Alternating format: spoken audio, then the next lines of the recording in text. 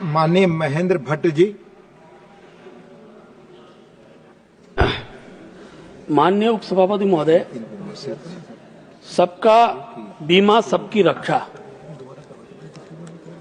इस बीमा कानून के संशोधन विधेयक 2025 के समर्थन में बोलने के लिए मैं खड़ा हुआ। महोदय, बीमा क्षेत्र के नियामक ढांचे को समयानुसार बनाया जाना नितांत आवश्यक हो गया था।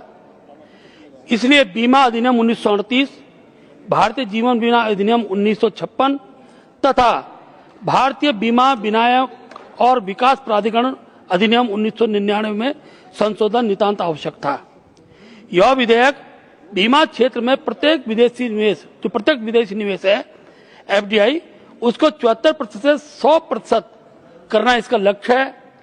और जो भी विदेशी निवेश जब आता है तो भारत के कानून के अनुसार, भारतीय जो बीमा अधिनियम है उसके अनुसार ही इसकी स्वीकृति होगी, ऐसा मैं कह सकता हूं।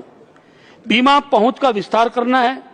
2047 जब देश विकसित राष्ट्र के रूप में दिखाई देगा, उस समय सबका बीमा हो जाए, यह भी एक देश की आवश्यकता है। इसको प्रधानमंत्री जी ने माना है और मैं कह सकता हूं कि यह विधेयक इस दृष्टि से भी महत्वपूर्ण है। इस विधेयक से सभी बीमा वर्गों का, जैसे जीवन बीमा है, स्वास्थ्य बीमा है, सामान्य बीमा है, विशेष बीमा है, और इससे ग्रामीण और असंगठित क्षेत्रों के लोगों का अनिवार्य बीमा सुनिश्चित करना इसका लक्ष्य है और जिस लक्ष्य की ओर बढ़ रहा है। करोड़ों ग्रामीण कामगारों को सस्ती बीमा समूह प्रदान करना इसका लक्ष्य है।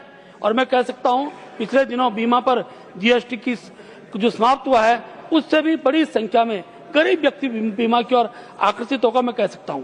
अभी मेरे विपक्ष के मित्र बोल रहे थे कि किसान आत्महत्याएं कर रहे हैं। जब तक आर्थिक रूप से और इस बात की गारंटी ना हो कि सामाजिक जीवन में जब तक उसका जीवन है, उस जीवन को सुरक्षित रखने के साथ साथ उसके जीवन के बाद भी उसके परिवार के लालन पालन की चिंता अगर एक विधेयक के द्वारा होती है तो उसका लाभ निश्चित रूप से मिलता है। सभापति महोदय, आज का यह सदन किसी साधारण संशोधन विधेयक पर विचार नहीं कर रहा है। आज हम उस मूल प्रश्न पर चर्चा कर रहे हैं कि संकट के समय राज्य अपने नागरिकों के साथ खड़ा होता है, उसे अनिश्चितता और बाजार के भरोसे नहीं छोड़ता है। बीमा केवल एक वित्तीय अनुबंध नहीं होता है, बीमा उस भरोसे का नाम है जो राज्य अपने नागरिकों को देता है और कठिन समय में वह अकेला नहीं होता है। सबका बीमा सबकी रक्षा विधेयक इसी भरोसे को कानून का स्वरूप दे रही है और इसी कारण यह विधेयक केवल आर्थिक सुधार नहीं बल्कि सामाजिक सुरक्षा का ठोस दस्तावेज बन रहा है। महोदय, भारत की शासन परंपरा में राज्य का उद्देश्य केवल प्रशासन करना नहीं बल्कि संरक्षण करना भी बहुत महत्वपूर्ण होता है। कौटिल्य ने बहुत ही इस पर शब्दों में कहा था, प्रजा सुखे सुखम राजा प्रजा नाम तो हिते हितम, अर्थात राज्य का हित प्रजा के हित से अलग नहीं हो सकता। यह विधेयक इसी भारतीय राज धर्म की आधुनिक अभिव्यक्ति है। यह विधेयक यह नहीं पूछता कि बीमा किसे मिलना चाहिए, बल्कि यह मानकर चलता है कि बीमा हर नागरिक का अधिकार है, क्योंकि जहां अधिकार होता है वहां अनुकंपा की आवश्यकता नहीं होती है। महोदय, यदि हम पिछले 10 वर्षों की नीतियों को समग्रता से देखें तो इस सरकार की सोच में एक स्पष्ट और निरंतर दिशा दिखाई देती है। महोदय, अंतिम व्यक्ति तक सुरक्षा, जनधन योजना ने गरीब को वित्तीय पहचान दी, उज्ज्वला योजना ने महिला की गरिमा को बढ़ावा दिया, आयुष्मान भारत ने इलाज को अधिकार बनाया और प्रधानमंत्री जीवन ज्योति तथा सुरक्षा बीमा योजनाओं ने पहली बार करोड़ों गरीब परिवारों को बीमा सुरक्षा से जोड़ा है। आज यह विधेयक उसी समावेशी यात्रा का संस्थागत विस्तार है, क्योंकि यह सरकार समझती है कल्याण तभी स्थायी होता है जब उसके पीछे मजबूत और स्पष्ट कानून खड़े होते हैं। पंडित दीनदयाल उपाध्याय जी ने कहा था, समाज के अंतिम व्यक्ति का उत्थान ही सच्चे राष्ट्र के निर्माण का आधार होता है, और यह विधेयक उसी विचार को व्यवहार के रूप में उतारता है। महोदय, बीमा सुधार को केवल आर्थिक सुधार के रूप में देखना इस विधेयक की आत्मा को समझने में कमी होगा।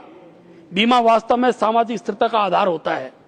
जब किसान की फसल नष्ट होती है, जब श्रमिक दुर्घटना का शिकार होता है या जब किसी परिवार का इलाज का परिवार पर भारी बोझ टूट पड़ता है, तब बीमा केवल धन का भुगतान नहीं करता, तब वह पूरे परिवार को टूटने से बचाता है।